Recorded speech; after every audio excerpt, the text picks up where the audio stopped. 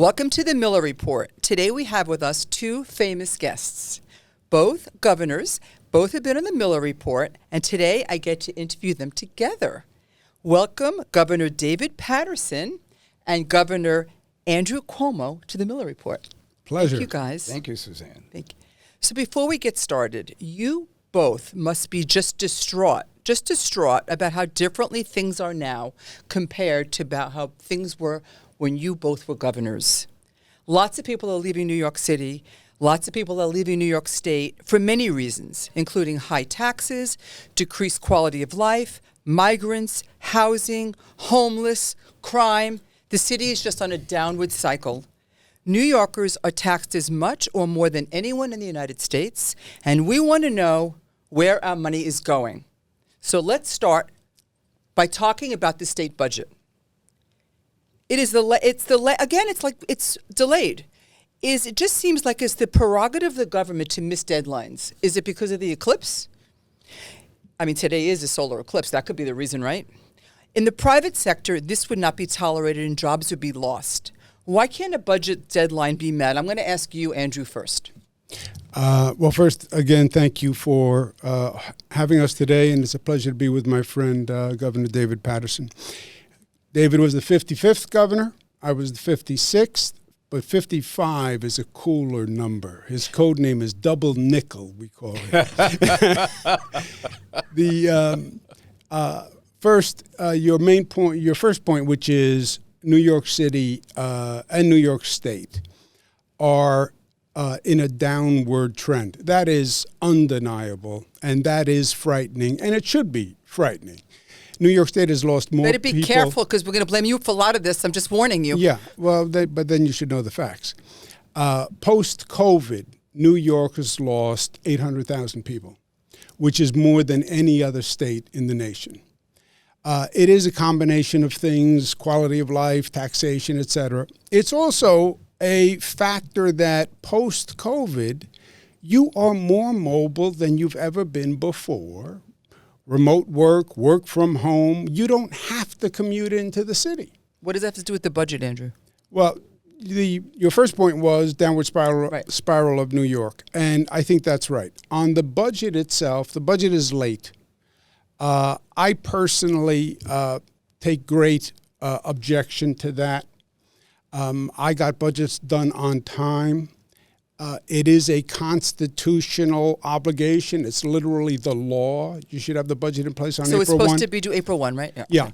And I follow your sentiment, which is, people have to pay their taxes. They have to pay their taxes on time, right? The one deadline government really has, which is get the budget done. How do you just miss that deadline? Could you imagine if this is in the private sector? People will be fired. I mean, how would this happen? I mean, what do you think, David? Why is it late? It has happened in the private sector, and people have been fired. I do think sometimes if the budget runs a few days late or there's some, for instance, Easter intervened with the April 1st deadline a little bit and some of the other religious holidays. A couple of days after, I don't see that as a big deal. What's a big deal is that last year there was such a fight between the governor and the legislature, they went well into May. And as Governor Cuomo remembers, before either of our terms in 2002, we had a budget that wasn't passed until August 11th. That's when you have a dysfunctional government for real. So this is not an issue for you, just a week? Just a week doesn't bother me that much. So let's move on. Let's talk about congestion pricing, which went into effect last week. And as I understand it, the goal of congestion pricing is to increase traffic flow and raise money for the MTA. Who's going to want to go on the MTA? They're dirty. People are getting shot. Who's going to go on the subway? So Governor Hochul even had to call on the National Guard. Do you agree with, I'm going to ask you, David, first. Do you think that the way it is in its form now, do you agree with congestion pricing? When it was first suggested in a press conference held by Mayor Bloomberg in 2008, in June at the time, and Governor Schwarzenegger from California talked about some similar actions that they took involving transportation, I was very much in support of it. As time went on, and that's always the most important issue, it's what you may have planned, but you have to adjust just in case the circumstances of life change the plan. And I think over what we've been through, particularly the past few years, it would be hard to think you could raise the money at the MTA and in the subways and all the other revenue-generating sources to actually make congestion pricing work. So you don't agree with it in its current form? I think in its current form they should change it. But I will say this. I know that 11 of the 12 board members of the MTA voted for it. And I don't want to go through an episode of 12 Angry Men. I don't want to have a situation where all these people are fighting about this far into the future when they voted for it. Let's see if it works. If it doesn't work, hopefully we would have the courage to admit that and go back and make some changes. Speaking of making changes, Andrew, I'm going to ask you. I think in 2019 you supported congestion pricing, and in 2024 you are not supporting it. So is that true, and what's your position now? Yeah, no, I'm with Governor Paterson on this one. 2008, Mike Bloomberg first proposed it. It's been done in other cities. I proposed it and supported it for the state, but that was a much different time. We are now post-COVID. We are losing people. People are not coming into New York City. They're not going back to work.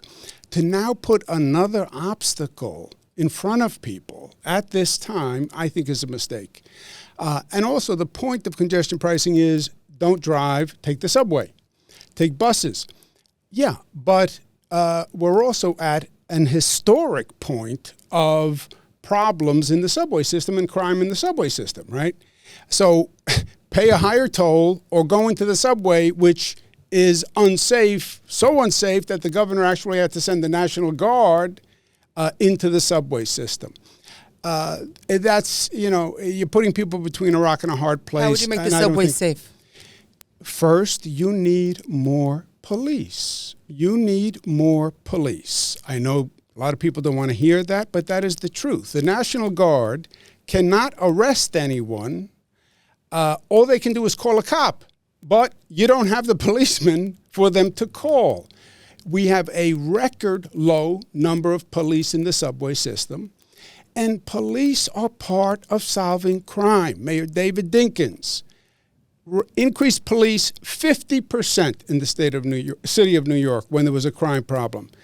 Hire police. Excuse me, Andrew, but some people say that when you were in office, you were in favor of defunding the police. Is that true? Yeah, well, they're wrong.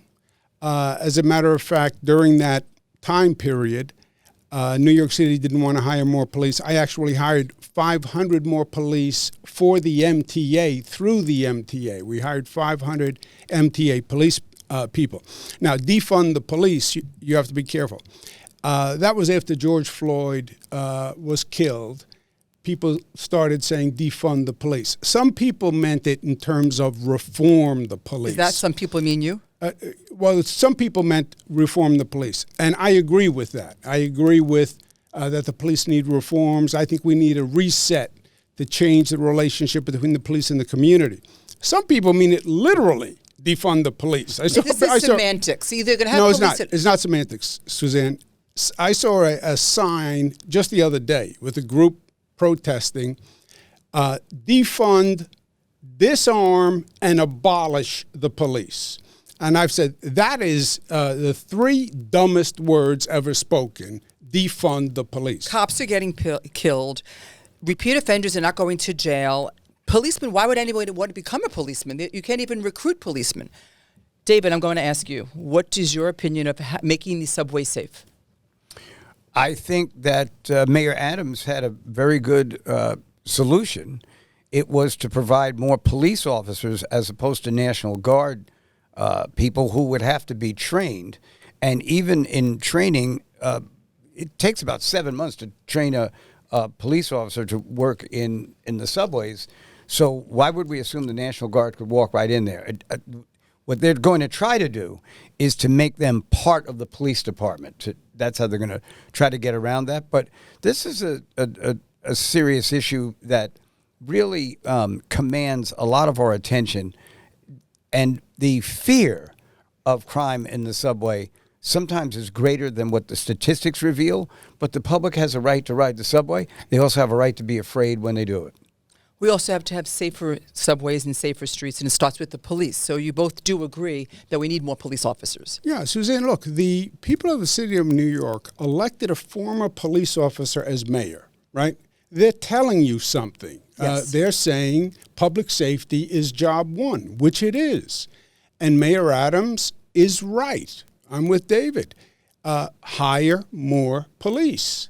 And is that the total solution? No, but it is the first step. So why would a policeman want to go into the force when they're being shot at and they are not being respected and they have no housing and their friends are getting killed and they try and stop people and they're told that they should not, there's no crime. They don't go to jail, these people that are hurting policemen. Well, the great thing about New York City and the surrounding areas is that we've had high crime periods, particularly in the late 80s, and at different times, but somehow, some way, very brave men and women have signed up for to work in the police force. Numbers are a little down right now, but I have confidence that the same souls who put other people's lives in front of their own safety is, I think, what New York is famous for.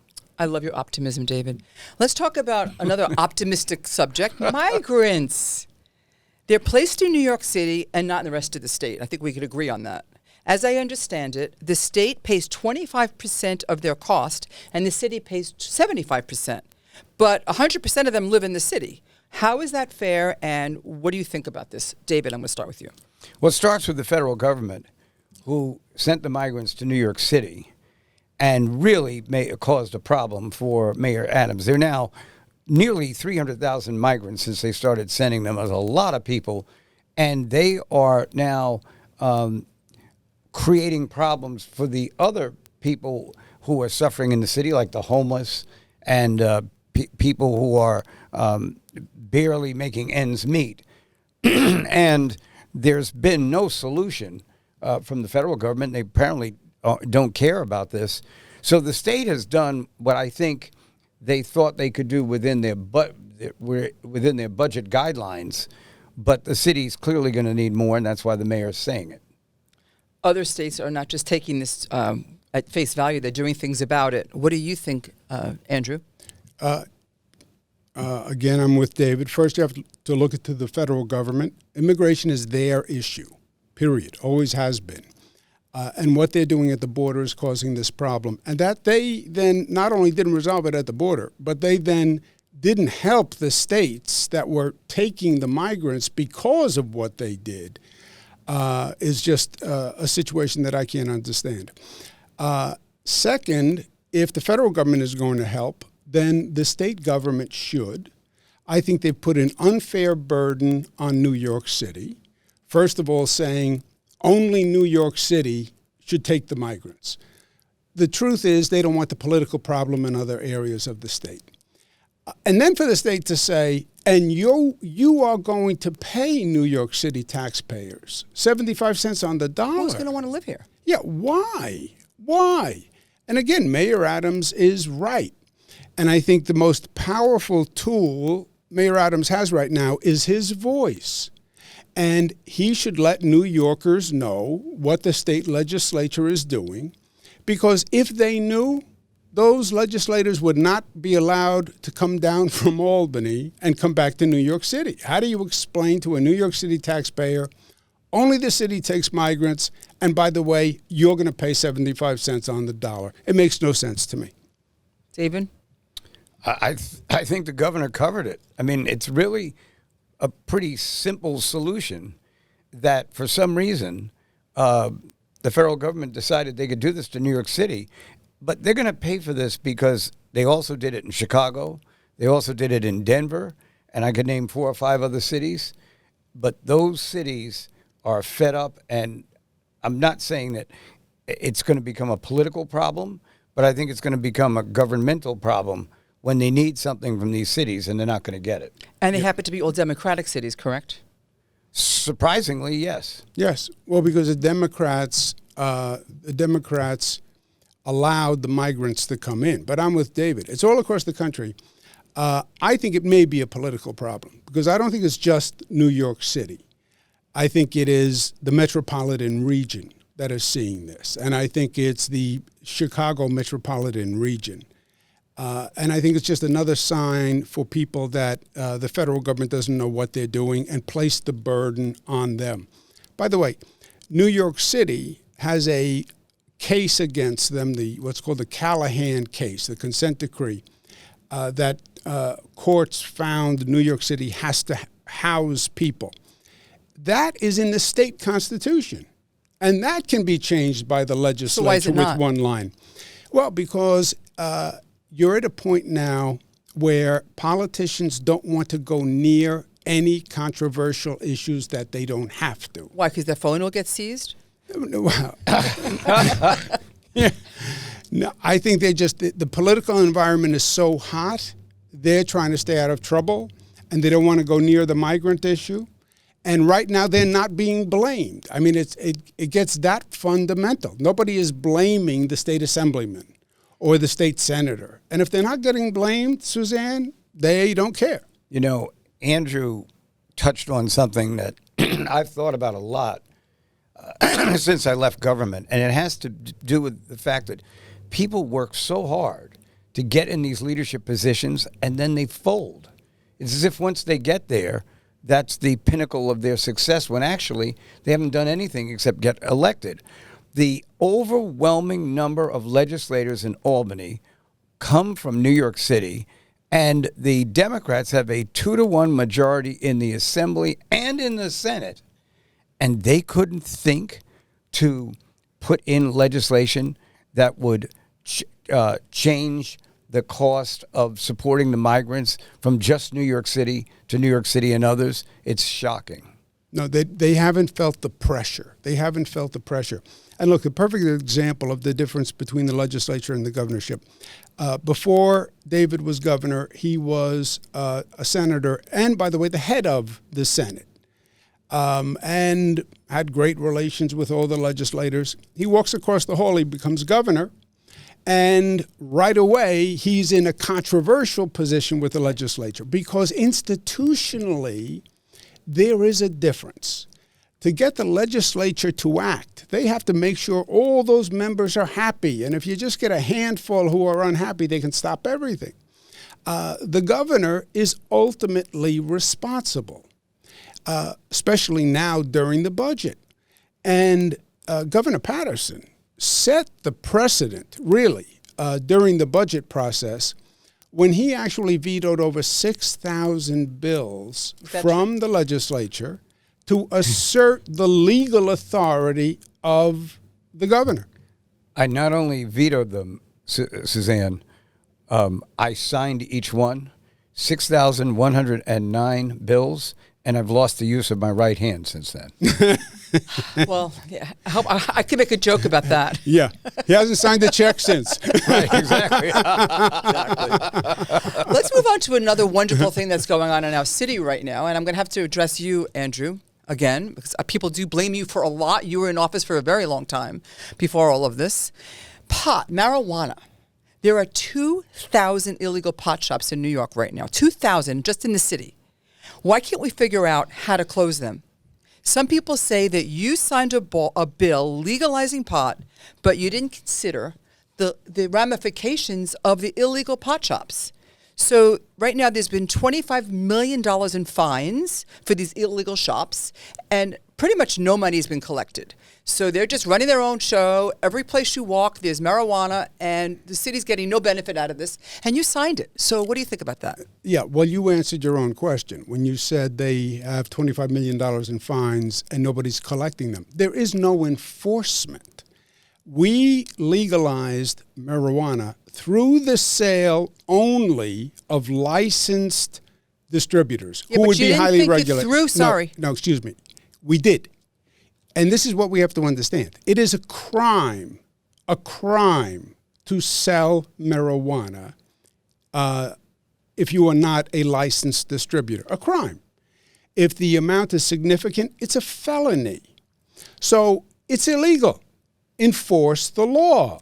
When you And that's signed the it, problem. Andrew, did you take this one step further that people will break the law because not everybody who smokes pot is getting it legally? Well, if people break the law, you have to enforce the law, Suzanne. If you're not going to enforce the law, you have what is called a lawless society. So it was a crime. It is a crime. These stores are all breaking the law. If you were governor today, what would you do? I would close them down immediately.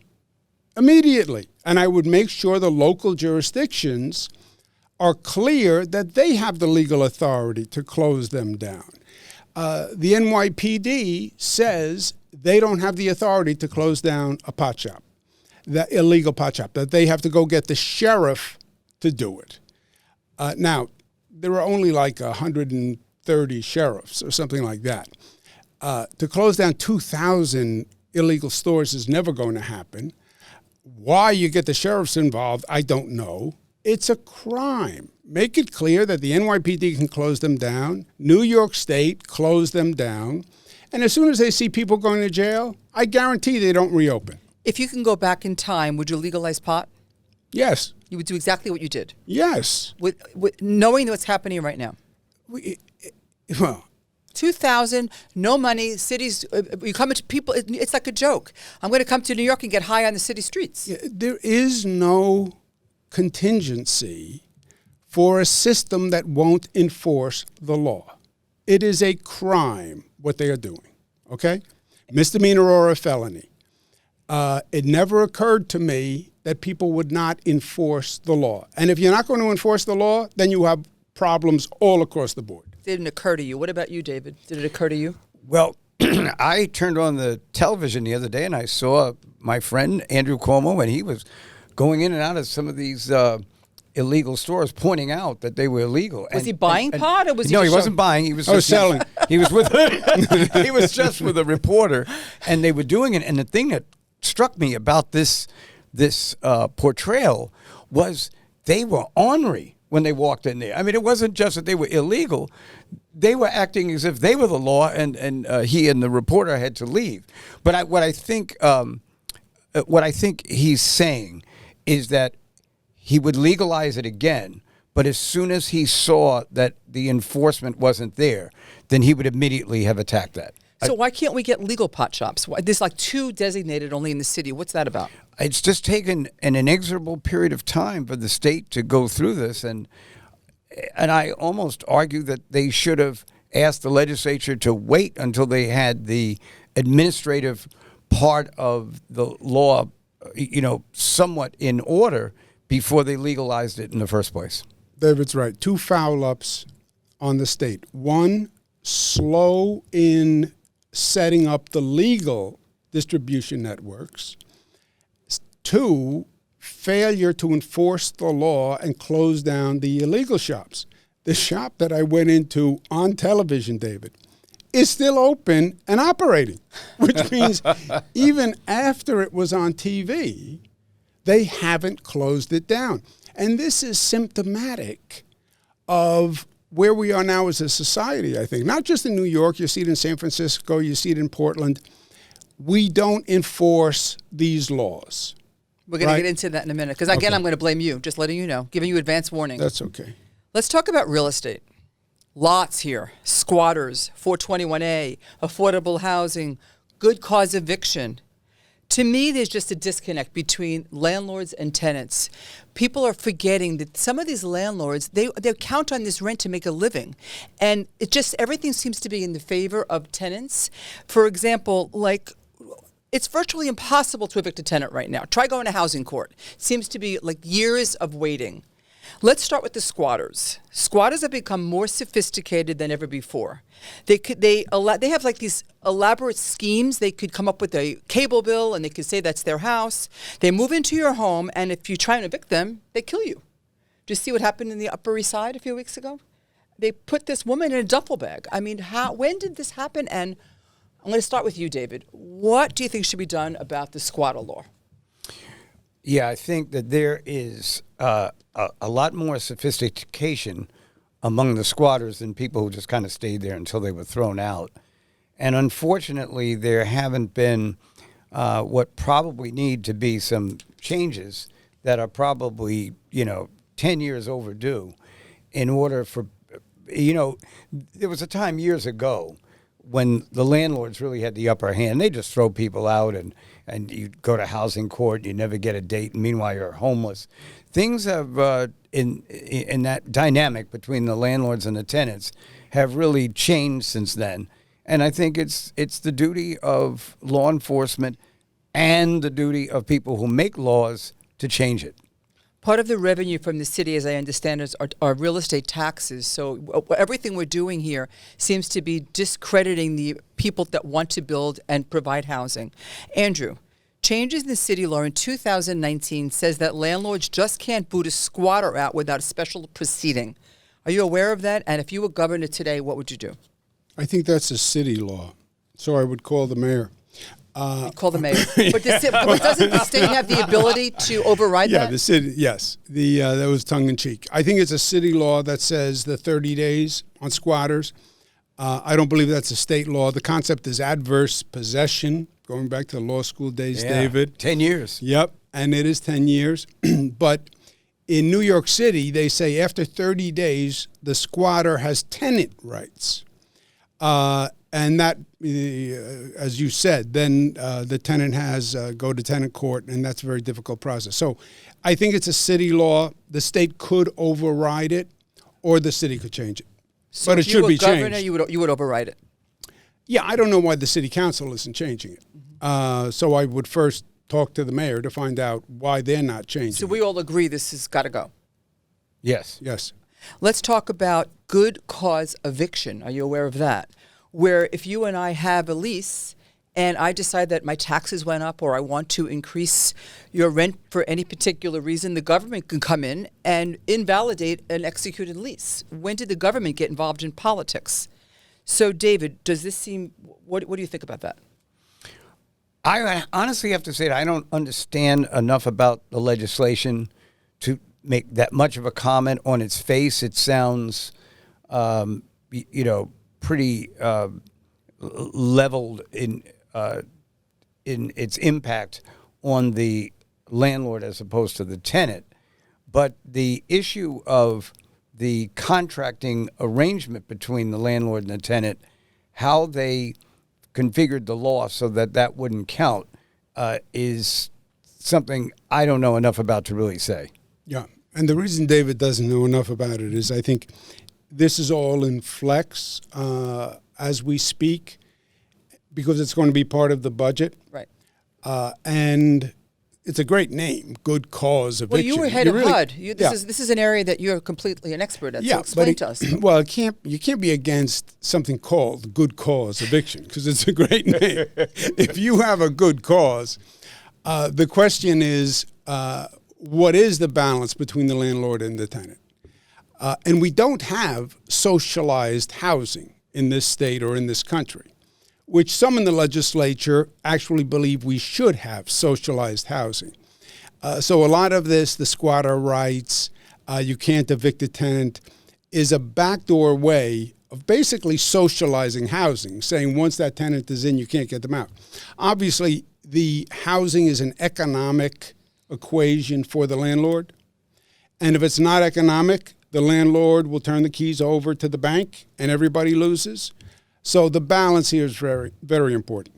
Isn't this all counterproductive to building new housing, which we desperately need? If you go too far, sure. So speaking of building more housing, affordable housing. It's not just affordable. I think it's infrastructure for the city. It's teachers, it's firemen, it's police like we talked about. How do you think we can get more housing for the workers that are needed to keep our city humming? Well, I think there was an opportunity for the state and the city to come up with a massive affordable housing program. When everybody is talking about the city is dying, show them that it's not.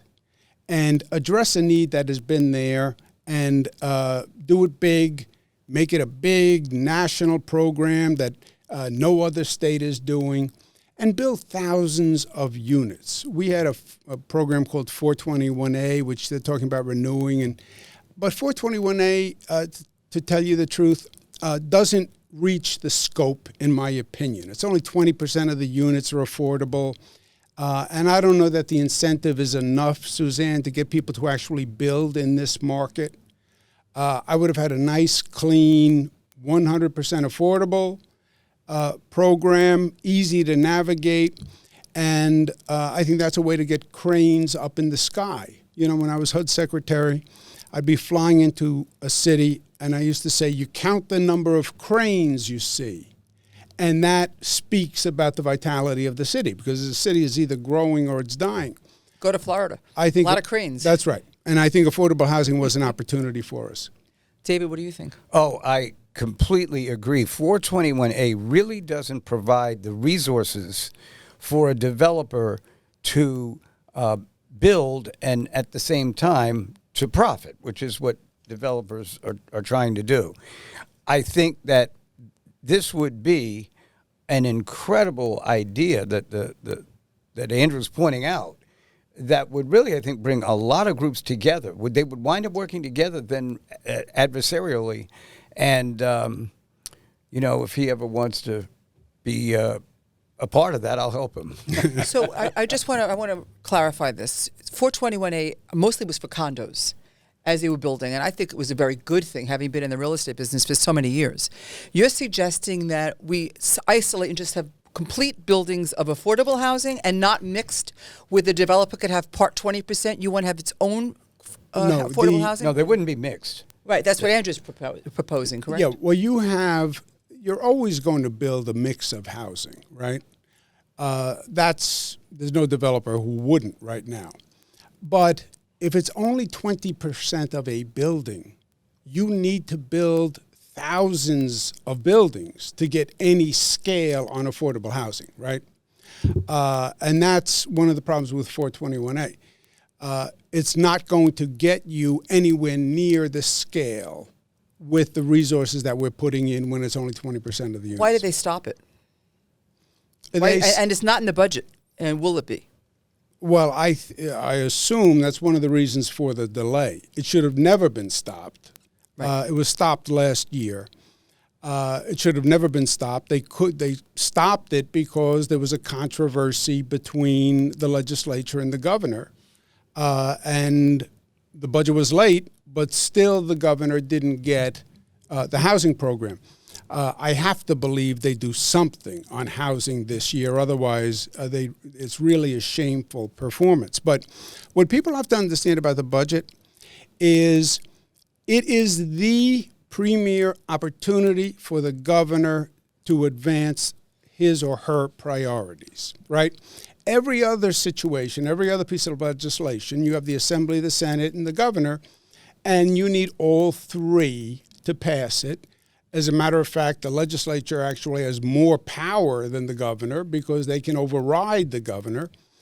The budget, it flips 180 degrees. The budget gives the governor total authority, and this is where the governor should put their priorities and say, I'm not signing a budget unless I have X, Y, and Z. People say, well, then the governor is exercising power. Yes, like the Constitution said, the governor is supposed to exercise power, like George Pataki did, like David Paterson did, like Andrew Cuomo did. Otherwise, things just don't get done. You know, Suzanne, I was reading about a man named John Simpson. He was Secretary of War to President Woodrow Wilson, and he was a real government sort of wonk. So they brought him in, I think, in the early 1920s to help the state sort of refashion its constitution and also the roles of the parties in the state. And one thing he wrote, and I'll change it because he wrote it in 1920, not 2020. He said there should be one man up all night worrying about the state's affairs. Well, we have a woman governor now, so he couldn't have forecasted that. But it emphasized the fact that after the Revolutionary War, most states were very leery of one person being in charge, so most governors had very little power. But Simpson was the one that started shifting that power because you'll sit there forever arguing amongst yourselves if everybody's there just to try to impress the people in their own district. And I think that New York was a real beneficiary of that for a number of years, slipped back, I would say, in the last 20 years at some points where they wrote that the governor was in the bottom quintile, which I guess means fifth, of the states in terms of authority.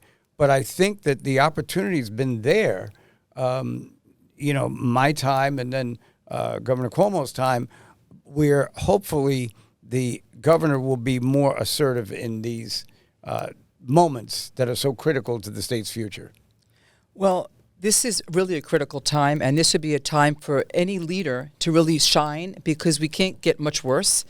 And the city really does have such a bad rap right now. Me being in the real estate business, so many of my developers don't want to build. They want to leave. Companies don't want to come here. And prices have come down. I mean, the real estate, the news on condos right now, we're down 25%. So it's really tough. And I'm a native New Yorker, and I care, and I know you guys do, which is why I'm thanking you for coming here. But, Andrew, I got to throw this back at you.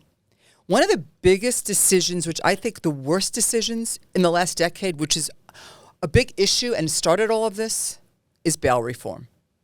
And people say this law was enacted when you were in office. So is this true? Yeah. I passed. Don't punch me in the nose. I signed bail reform 5 years ago. The law has been changed several times since then. Bail reform is not an extreme measure. Republican states have it, Democratic states have it, because the system was unfair, Suzanne. You are innocent until proven guilty. We were putting young people in Rikers Island for 2 years before they ever got to a judge and were ever guilty of anything, just because they couldn't make bail. So it had to be changed. The controversy was, I wanted to give the judges discretion for a person they believed was dangerous. That if the judge believed the person was dangerous, the judge could remand them. At that time, the legislature overwhelmingly was afraid to give the judges that discretion because they said they would abuse that discretion, that dangerous could become a proxy for race, and they were afraid the judge would just lock everybody up. As time has gone on, I think time has shown, if anything, the opposite. The judicial system has not gotten more strident. It has gotten, if anything, too lenient. So, Andrew, you will agree that your decision at that time was wrong? Yeah, the best bill I could get was a bill that did not have judicial discretion. And the reforms we did were good ones and were long overdue. Do you stand behind that? 100%. So you would do that again? The bail reform? Yeah. Yes, but I wanted judicial discretion. And I at that time, that's a very loose term, and it leaves a lot of room for what we have now.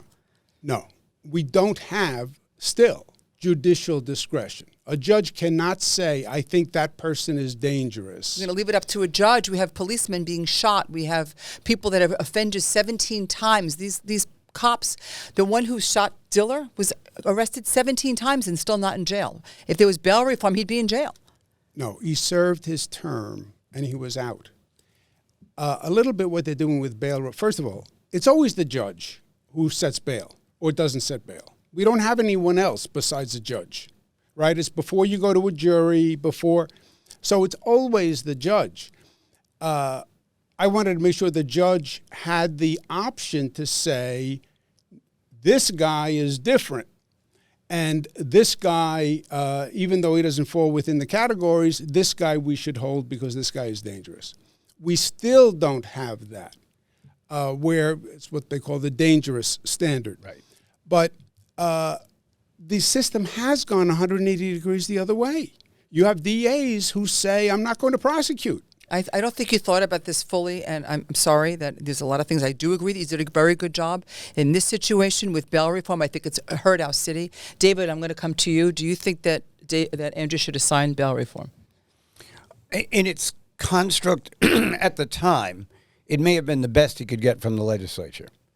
But the thing that is difficult about this is what he just said, that it's actually, believe it or not, the judges who have been far just more deciding to let people out than you would think. Like, it's surprising. And two DAs that I know have complained about that to me, that it's actually the judges. And, the judges are elected in some cases, but many times appointed. And, I don't know what we have to do to get some of them to understand the dangerousness of just letting people out. So how would you change it now? Well, I think that it would be time to kind of, to some degree, mitigate the discretion that the judges have. And leave it up to what, the DAs? Say again? How would you mitigate their discretion? Well, the DAs have to operate under what the Constitution allows them to do under the law. And if they feel they need to bring a case, they should bring it. I'm sometimes surprised that DAs who bring a case, they know they're going to lose, but they do it just to demonstrate how difficult the judicial system is right now. This is not just New York. It is actually a political movement more than anything else. It's in California, it's in Portland, et cetera. Democratic cities. Yes, it is democratic cities, and there's an attitude that says, well, it's an extension of the defund the police, disarm, defund, abolish, and by the way, don't enforce any laws. It's squatters, it's the illegal pot shops.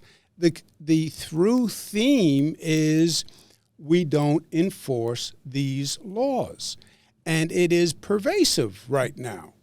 The DAs don't want to charge. The judges don't want to hold, because the judges do have the ability in many of these cases, because the bail law does allow for repeat offenders to be held. The judges don't want to exercise their discretion because it is the political culture for some at this time.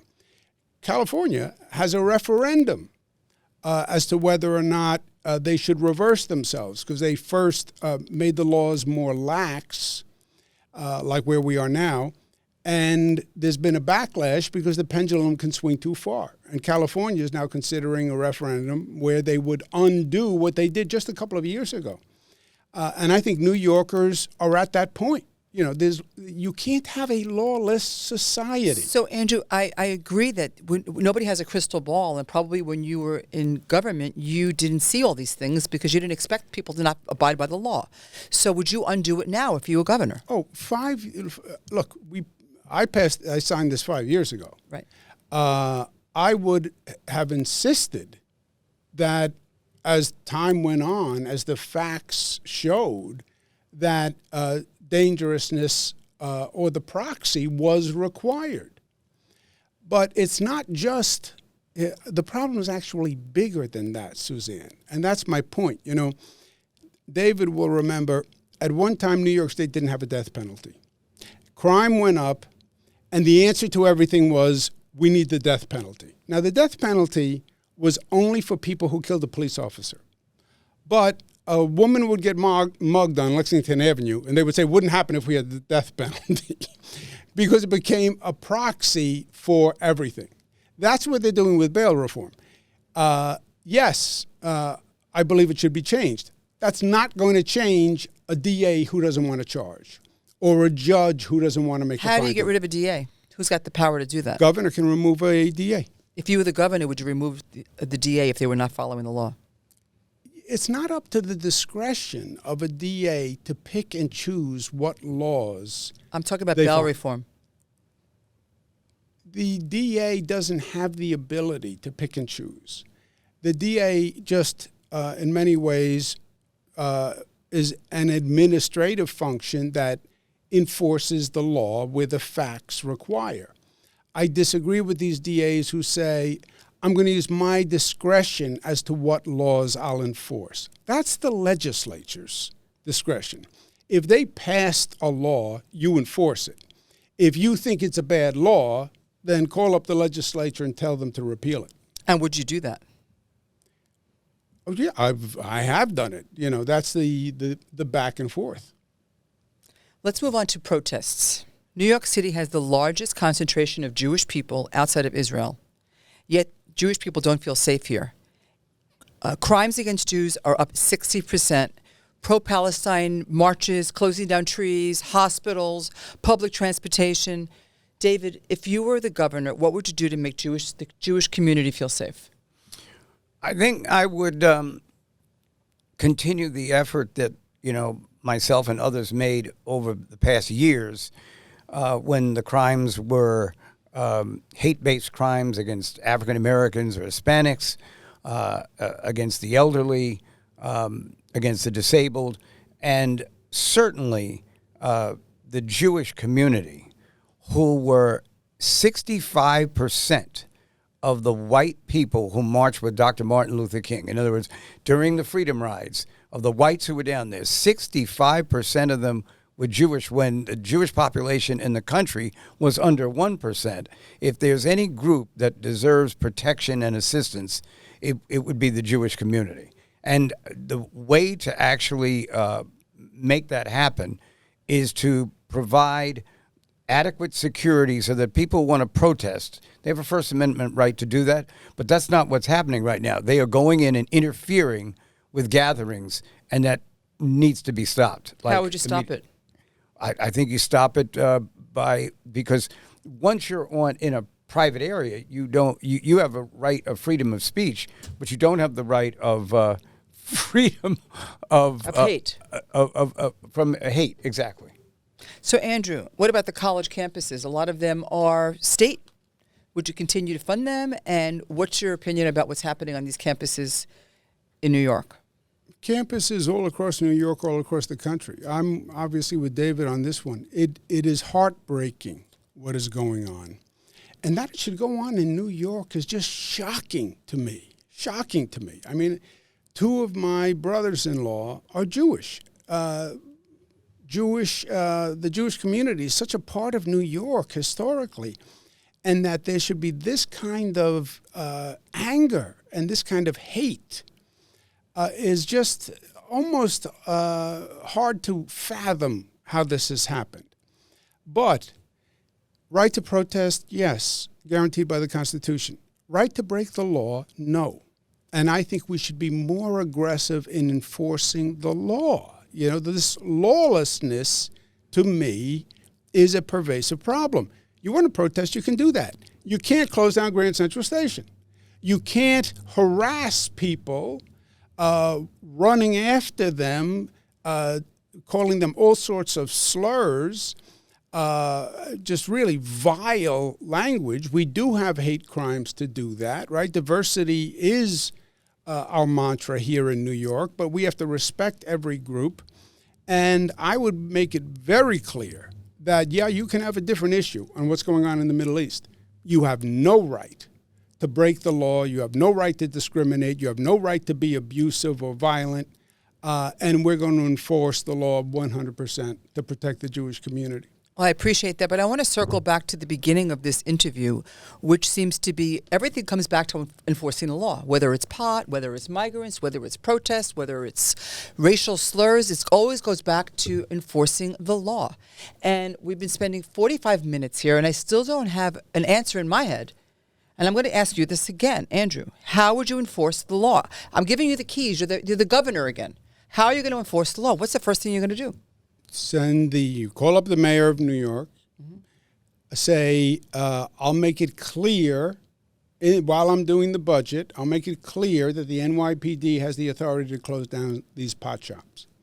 I'll make that clear. And if you are unwilling to do it, I'll send the state police in to do it. Your call. But that's what I would do. Just, it's not hard. It's that they don't want to do it. Why Suzanne. not? Because politically, they don't want to do it. Because they want votes? Well, politically, why aren't we hiring more police? Why don't we have more police in the subways? Why don't we have more? Why is the police force smaller today than when we elected Mayor Adams? It's the politics. So they're putting politics before public safety and the thriveness and the New York City's ability to thrive. Well, they would say they have a political philosophy that the way you combat crime is with education and opportunity early on, which is inarguable. And they don't want to invest in police and the correction industry. So right now we have an exodus of New York. 500,000 people, high taxpayers, left New York. Companies are leaving. We never got Amazon. Last week I was at a luncheon with Governor Abbott, and he was very happy about Tesla coming there, Elon Musk. He welcomes corporations. I'm going to ask you this, David. If you were the governor again, how would you attract corporations to come here and other ones from leaving?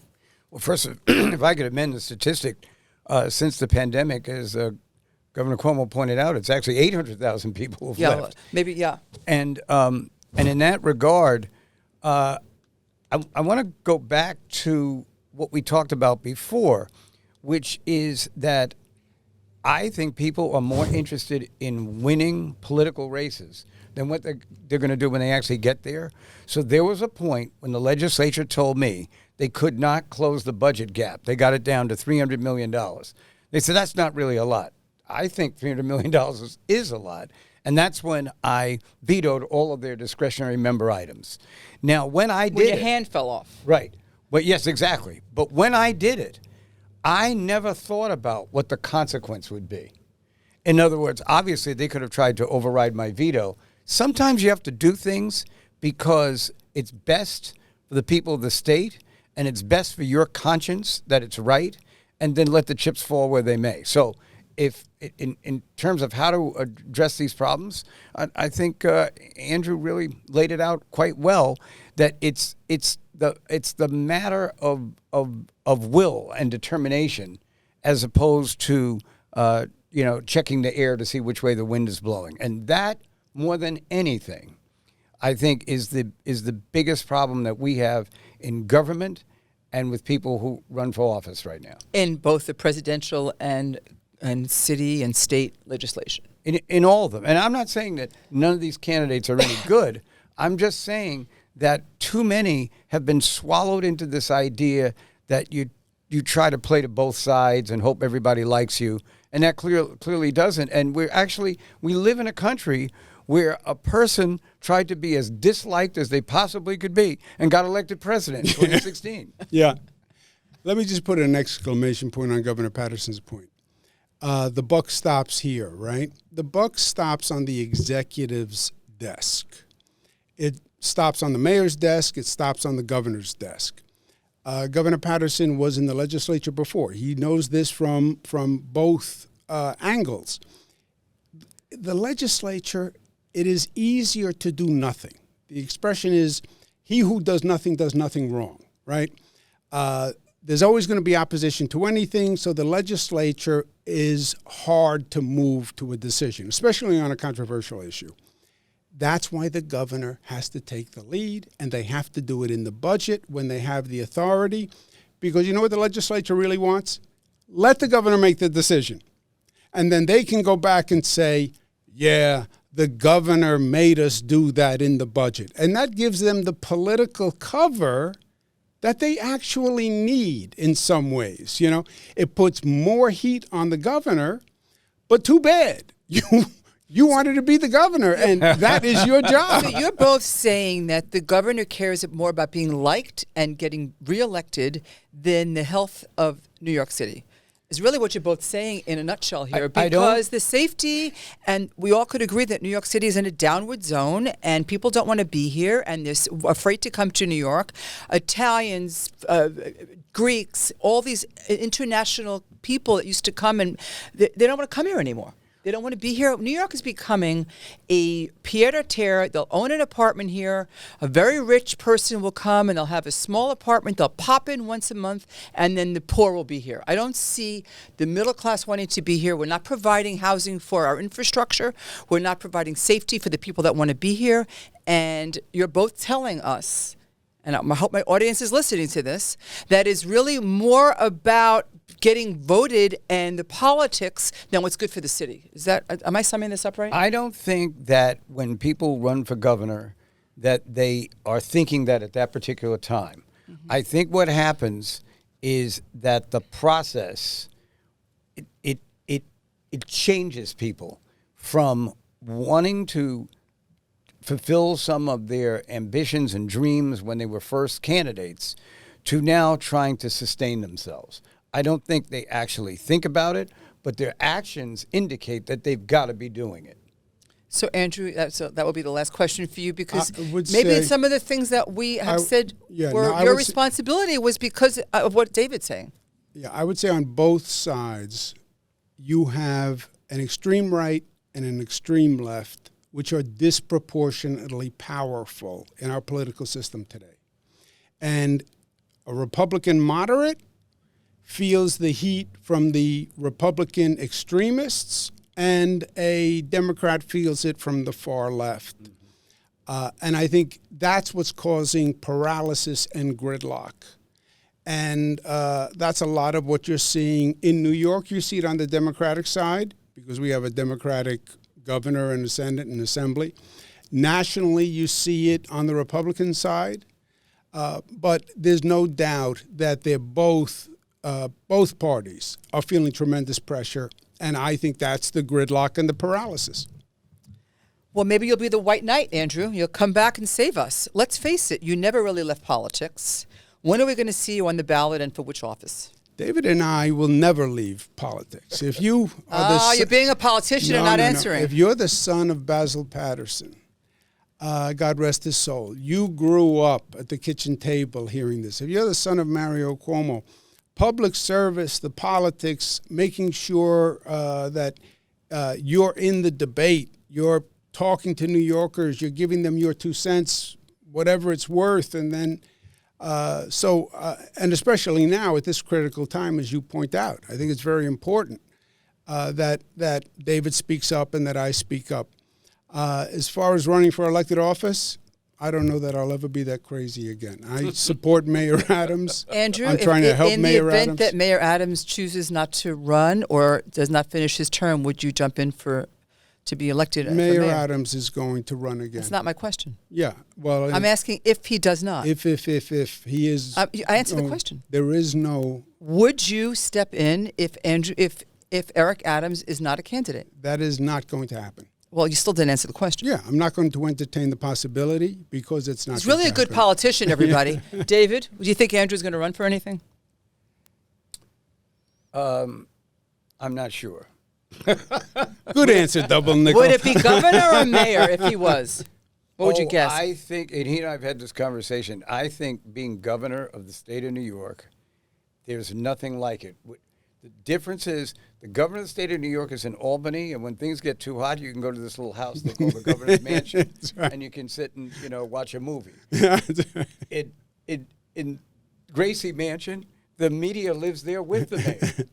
So whatever he does, when he comes down to breakfast and they ask him what he wants for breakfast, it could wind up in the newspaper. Yeah. So when he becomes governor, we're going to save these questions and we're going to put it back on you. And by the way, I think Mayor Adams has been treated so unfairly on so many levels.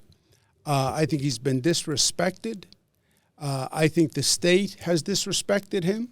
I think the state has disrespected the people of New York City. He hasn't been given the support. He hasn't been given the resources, what they did to him on migrants, these illegal pot shops, right across the board. And that's why I support him. I think all New Yorkers should support him. because he is governing the city at a very difficult time. But when the we city look is back, falling apart, Andrew. but Falling apart. Well, partially post-COVID, you're Okay, seeing I'm an tired of the economic post-COVID. movement that you've never seen before. We're just going to blame it on post-COVID. Everything, you and post-COVID. On Look. that note, let's go watch the eclipse because we got some Okay. glasses they're showing us because today is the solar eclipse. We're going to go see it. Oh my goodness. So thank you for coming on the Miller Report. I want to thank you both and specify that without good politics, we won't have any value in real estate. So we really have to keep the city thriving and fix it. Thank you. Thank you. Thank you. And thank you for the glasses. Do we get to keep these, do you think, David? There's no gift ban anymore. There's going to be a goodie bag on your way out. There's no gift bag.